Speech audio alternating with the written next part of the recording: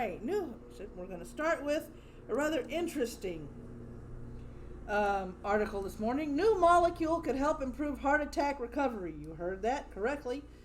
A reparative medicine scientist at Fralin Biomedical Research Institute discovered a new compound that could shield heart tissue before a heart attack, as well as preserve healthy cells when administered after a heart attack. The findings are in the Journal of American Heart Association. Imagine there were a drug that you could take soon after a heart attack that could reduce damage by protecting healthy heart muscle tissue. Without oxygen supplied by blood flow, and now I turn illiterate because apparently I can't read. Without oxygen supplied by blood flow, heart cells die fast. But while a heart attack may only reduce blood and oxygen to an isolated section of heart cells, causing what is called hypoxic ischemic injury, that I can say, but the first sentence totally blew it first time around. Those dying cells send signals to their neighbors. But what if there was a way to keep the injury localized to the group of cells that are directly affected by the hypoxic ischemic injury while allowing the nearby heart muscles to remain intact? Aha, question.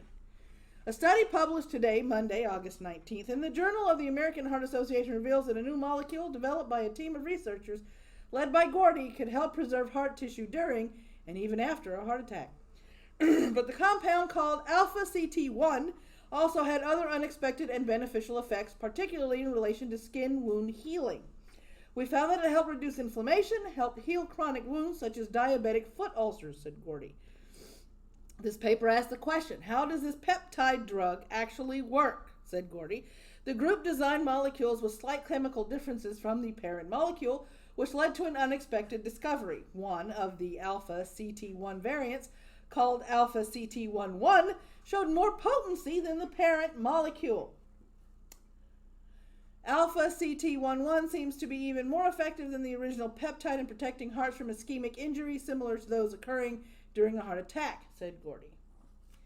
The study reveals that alpha-CT11 gives a robust injury-reducing effect even when given 20 minutes after the loss of blood flow that causes ischemic injury. When put to the same test, the parent peptide did not appear to provide a heart protective effect when administered after ischemic injury. Food. Oh, baby got food. That means baby got food. So if you guys want to read the rest of that, I'll put this link in the chat here. Over here. If you guys want to read that. It did come from that particular news source. Second one. Officials say nearly 100 cases of a mysterious lung illness could be linked to vaping. Could be linked to vaping. Could be being the two operative terms there. State and federal health officials are investigating almost 100 cases of mysterious lung illnesses linked to vaping and e-cigarette use in 14 states, many of them involving teens and young adults. A large number of those stricken ill have been hospitalized with some intensive care and on ventilators. At least 31 cases have been confirmed as of Friday, state officials said, and dozens more are under investigation. Medical authorities say it is unclear whether patients will fully recover. Hi, Panina. Symptoms include difficulty breathing, shortness of breath, or chest pain before hospitalization. Health officials said patients have also reported fever, cough, vomiting, and diarrhea. The Centers for Disease Control and Prevention said Friday that officials are working with health departments in at least 5 states with confirmed cases: California, Illinois, Indiana, Minnesota, and Wisconsin, to determine if the cause of the condition after a cluster of pulmonary illnesses linked to e-cigarette use was reported among adolescents and young adults in recent weeks.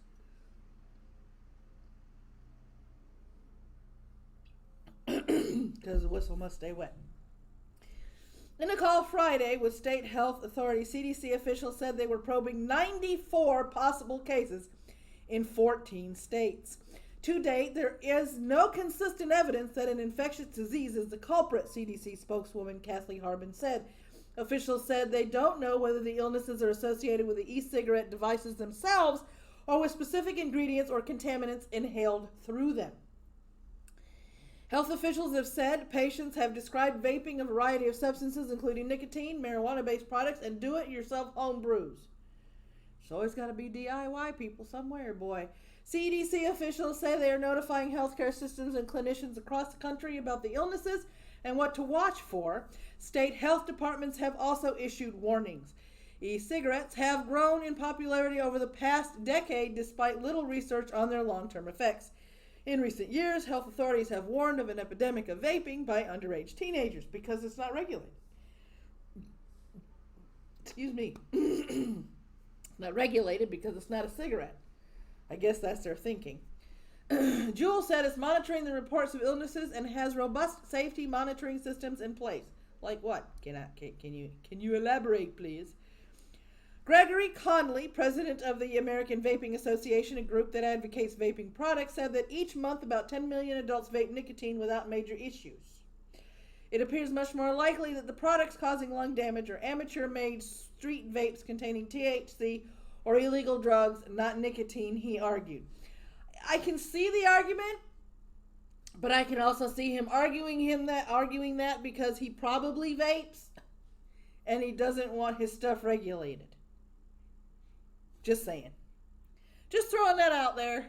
Just had that random thought. It's out there in the ether now.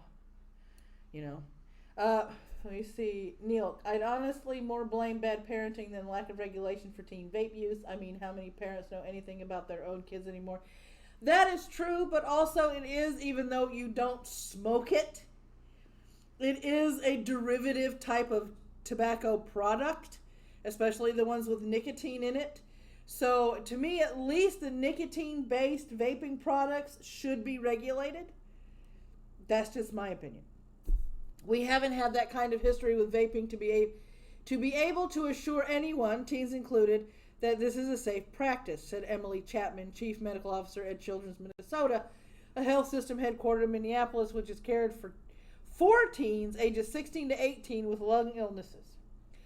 The teenagers presented symptoms that appeared manageable and consistent with viral type infections or bacterial pneumonia, shortness of breath, coughing, fever, and abdominal discomfort, Chapman said. But they continue to deteriorate despite appropriate treatment, including with antibiotics and oxygen support. Some suffered respiratory failure and had to be put on ventilators, she said. In 2018, more than 3.6 million U.S. middle and high school students said they had used e-cigarettes in the past 30 days, according to the CDC. Including Nelson, Wisconsin, had 15 confirmed cases as of Thursday and another 15 under investigation, the health department said. All were hospitalized. The first cases were among teens and young adults, but newer ones include patients in older age groups, officials said. New York's health department said Friday it is actively investigating 11 reported cases of pulmonary disease in people using vape products. It has issued a statewide advisory to healthcare providers. Patients ranged in age from 18 to 49, and many reported the use of cannabis-containing products, the advisory said. Minnesota's health department, meanwhile, urged providers to be on the alert for vaping as a cause for unexplained breathing problems and lung injury and disease. It is asking clinicians to look for similar cases and report them. So that is ongoing. I mean, it's to me, and maybe it's just me, but whether you vape, whether you smoke cigarettes, actual cigarettes, whether you smoke a pipe or you smoke a cigar, you're putting a foreign substance into your lungs. That's basically what's going on. Okay? You're inhaling a foreign substance into your lungs. To try and argue that is to try and argue that is healthy in any way is ludicrous. Okay?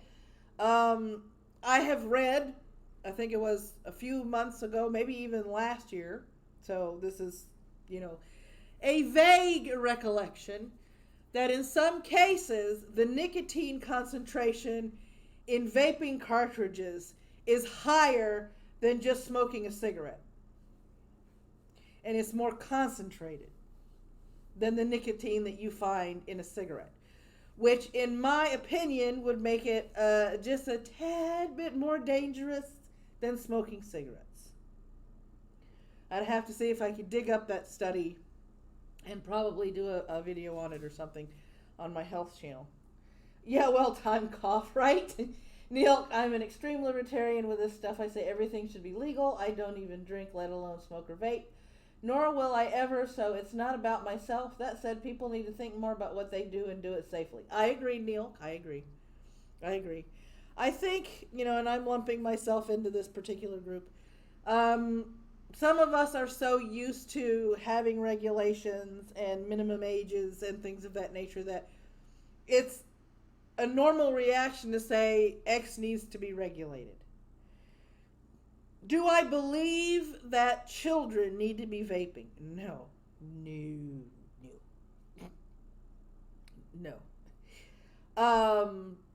Do I believe that it should be up to a well-informed adult or an adult as to whether or not they want to smoke, drink, vape, or whatever? Yeah, okay, you're an adult.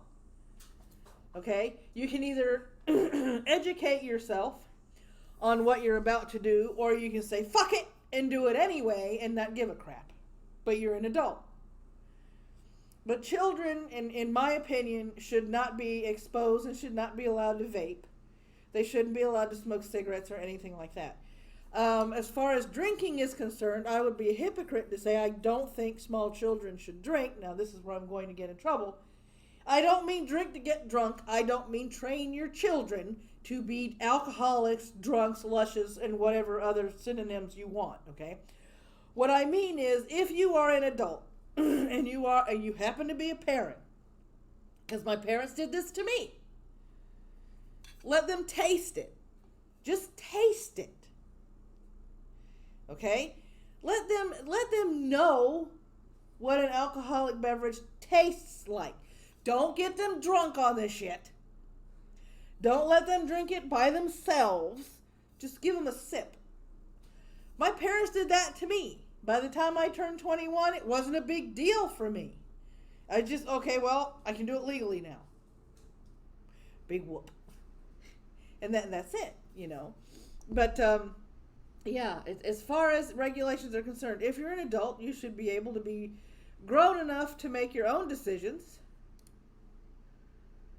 And, but children shouldn't be exposed to this stuff, and children shouldn't, have, I think vaping might be a good way to get off of smoking, because you can change water and nicotine ratio yourself over time. But again, it's about self-responsibility. And a lot of people don't want to take that responsibility. That's the thing. A lot of people don't want to take that responsibility. They're used to abusing substances. Not everybody. Not all. Hashtag not all. Let me put that caveat on there before I get myself in trouble. Chaos Eve. In Germany, the legal age is far lower than it is here. They also have a lower percentage of alcoholics than we do because they learn how to regulate it at a young age. See? Yeah. I think it's 15, 16 in Germany is the legal age? I'm not sure. And that's another video down. If you liked it, there's this. If you didn't like it, there's that. There's a subscribe button if you haven't subscribed yet. If you're not sure, there's more content you can watch before you make that all-powerful decision of clicking the red bell and making it go dark. There's also a bell that's just about as fickle as a pregnant woman in a candy aisle when she's got a craving or she's hungry, and because it only works whenever it feels like it. But the bell's there. In the description below is all the ways that you can support this channel, as well as links to blogs and other channels and so on and so forth. So, until next time, guys, take care of yourselves.